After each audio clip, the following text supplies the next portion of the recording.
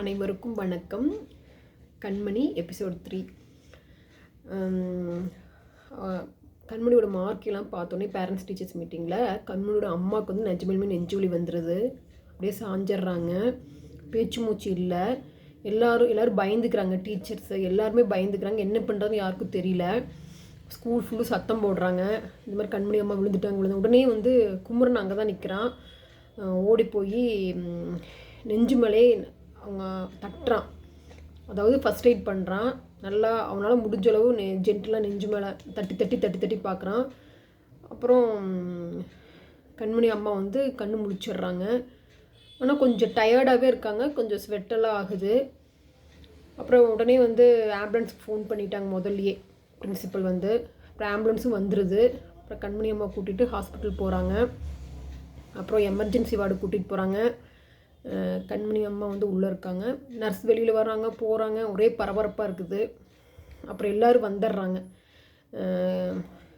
கதிரேசன் மாமா, அரவிந்த் மாமா, அதாவது கண்மணிக்கு 2 மாமா இருக்காங்களா, எல்லோரும் வந்துடுறாங்க. கண்மணியோட அப்பா அம்மா தான் உள்ளே இருக்கிறாங்களவா, எல்லோரும் வந்துடுறாங்க. டீச்சர்ஸு எல்லோரும் வந்துடுறாங்க. கூட்டமாக இருக்குது.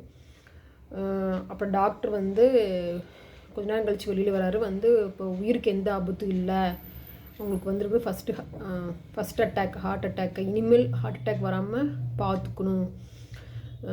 கொஞ்ச நேரத்தில் நார்மல் வார்டுக்கு நாங்கள் ஷிஃப்ட் பண்ணிடுவோம். அதனால் யாரும் பயப்படாதீங்க.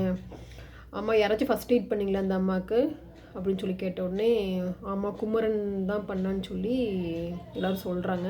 உடனே டாக்டர் வந்து குமரனை வந்து பாராட்டுறார். You done a great job.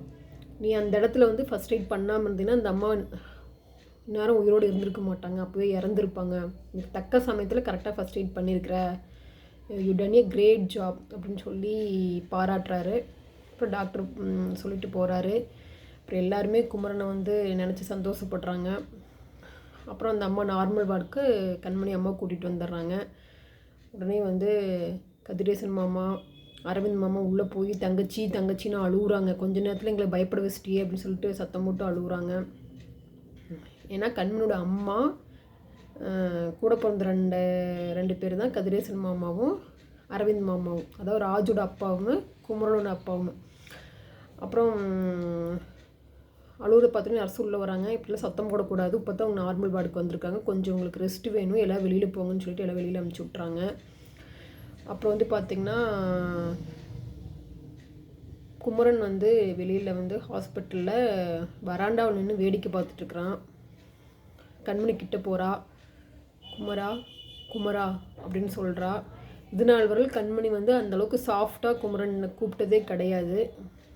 அப்புறம் குமரன் திரும்பி பார்க்குறான். சொல்லு கண்மணி அப்படின்னு சொன்னதுக்கு ரொம்ப நன்றின்னு சொல்லி கையெடுத்து கும்பிடுறா. உனக்கே தெரியும் எனக்கு அம்மா தான் எனக்கு எல்லாமே அப்படின்னு. ஏன்னா அம்மாவும் கூலி வேலைக்கு தான் போகிறாங்க, அப்பாவும் கூலி வேலைக்கு தான் போகிறாங்க. ஆனால் அப்பா கூலி வேலைக்கு போயிட்டு வந்து வாங்கின சம்பளத்தை குடிச்சிட்டு அப்படியே படுத்துருவார். வீட்டுக்குன்னு காசு கொடுக்கவே மாட்டார். அம்மாவால் தான் என் குடும்பமே நடக்குது.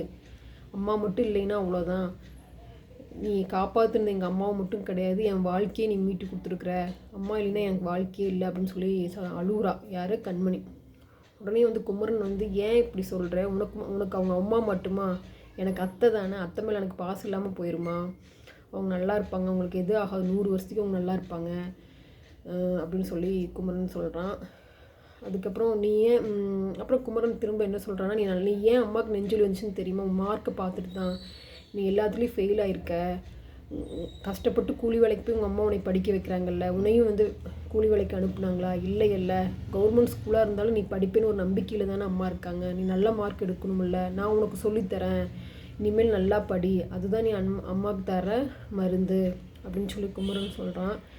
கண்மணி வந்து நீ என் மேலே இவ்வளோ அன்பாக இருக்கிறீல்ல, ஏன் இவ்வளோ அன்பாக இருக்கிற, நீ என்னை காதலிக்கிறியா அப்படின்னு சொல்லி கேட்டுருவா. படக்குன்னு இப்படி கேட்டோடனே குமரனுக்கு இது நல்லவரை இப்படி கேட்டதில்லை, இப்படி பேசியதில்லை. குமரனுக்கு ஷாக் ஆகிடுது. ஏன் திடீர்னு இப்படி கேட்குற, நான் உன் மேலே ரொம்ப அன்பு வச்சுருக்கிறேன், அளவு கடந்த அன்பு, இதுக்கு பேர் காதல்னா ஓகே, நான் உன்னை காதலிக்கிறேன்னே வச்சுக்கோ, உன்னை மனசார காதலிக்கிறேன் அப்படின்னு சொல்லி குமரன் சொல்கிறான்.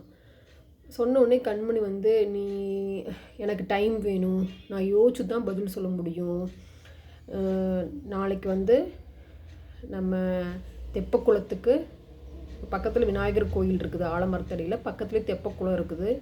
அங்கே நீ வந்துரு, நான் யோசிச்சு என்னுடைய பதில் சொல்கிறேன்.